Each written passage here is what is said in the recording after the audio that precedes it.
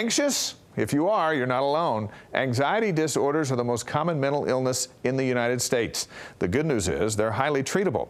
And as photojournalist Peter Rosen reports, more and more people are turning to a new treatment that's thousands of years old.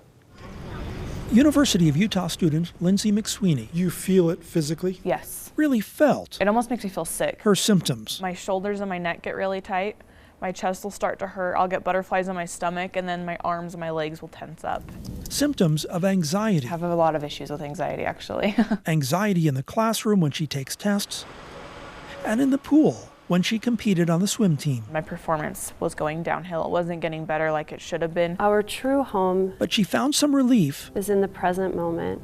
in mindfulness, the practice of simply trying to be in the moment, not thinking about the past or the future, but focusing on the here and now, Back up to center. and without judgment, observing things, Bending the right knee. like those anxious thoughts and feelings. Inhale. We with met the movement McSweeney at a yoga class, sponsored by the university's Mindfulness Clinic. Mindfulness yoga, meditation, therapy, workshops, something offered by the Campus Counseling Center, in part because therapy has a stigma Some feelings of embarrassment about coming in, that mindfulness does not. particularly because mindfulness has become a buzzword. Bending to the right. For me, it pulls me back to the moment, and it makes me stop stressing and being anxious about everything else that's going on. For most of us, we walk around with lots of judgments about ourselves, about other people. We teach people how to notice those thoughts, but not get attached to them. It's like having a glass of water with a bunch of dirt and sediment into it. If you just allow that to clear, our minds can do a similar thing. It's an idea with roots in Buddhist meditation that's now mainstream, used to manage pain, improve cardiovascular health, boost math scores, and promote mental health. Breathe in again, feeling The that VA lift. Medical Center offers vets meditation and yoga, Release. Lower my anxiety, my stress, my PTSD. PTSD for anxiety, for depression, most of what walks through our door. and VA psychologist Edward Vera helps teach a mindfulness skills group. Anger and irritability has decreased, sleep has improved. Lower heart rate, blood pressure, respiration. Mindfulness helped Mark Potter. Years ago, the social worker dealing with the stresses of his work became a meth addict. I went from treating homeless mentally ill addicts in Seattle to becoming a homeless mentally ill addict.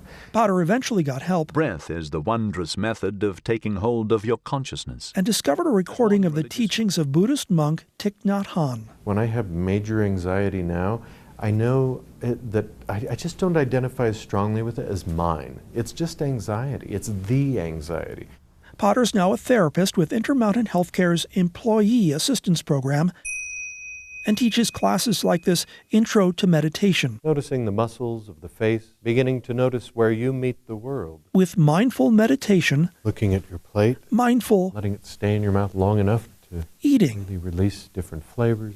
he aspires to spread mindfulness across the Intermountain workforce in the same way that Google's official Jolly Good Fellow, that's Jade Mainton's actual job title, is doing the same for that company. We do this stuff for patients quite a bit, but we often forget about Very ourselves. brief walking meditation. Potter says the meth did not work, Not a great medication, no. but this, he says, But this does. does. All of us get lost in the future, lost in the past, lost in what's going on. Breathing in this posture. Look. It takes me out of my life almost and puts me in a different moment. There's a saying in mindfulness that pain in life is inevitable, but that suffering is optional. We all have things that happen to us, we all have pain that we experience.